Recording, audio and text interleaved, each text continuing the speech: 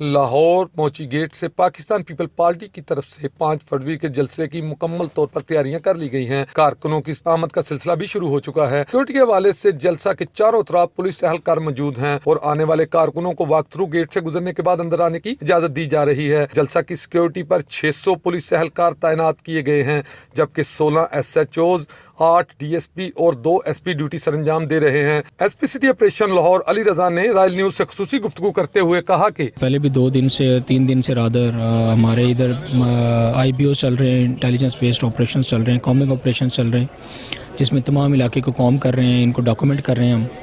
اور اس میں ابھی جو right now on the ground جو سیکورٹی ارینجمنٹس ہیں وہ 3 لیئرڈ چیکنگ چل رہی ہے فزیکل۔ اس میں جیسے آپ نے کہا واک تھرو گیٹس ہیں، میٹل ڈیٹیکٹرز ہیں، پرسنل ہیں جو کہ فزیکلی چیک کر رہے ہیں۔ پھر تمام انٹریز علیحدہ کی گئی ہیں فار سیکورٹی پرپز، جس میں میل کی علیحدہ ہے، فیمیل کی علیحدہ ہے، VIP کی علیحدہ ہے اور VVIP کی علیحدہ ہے۔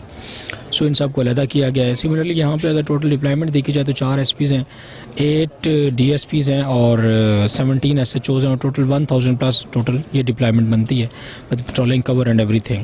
اس کے علاوہ کیمریز لگائے گئے ہیں، جو امپورٹنٹ جگہیں ہیں وہ ساری کور کی گئی ہیں، اور اس کا ایک باقاعدہ کنٹرول روم ہے جہاں پہ تمام ڈپارٹمنٹس موجود ہیں فار کوآرڈینیشن۔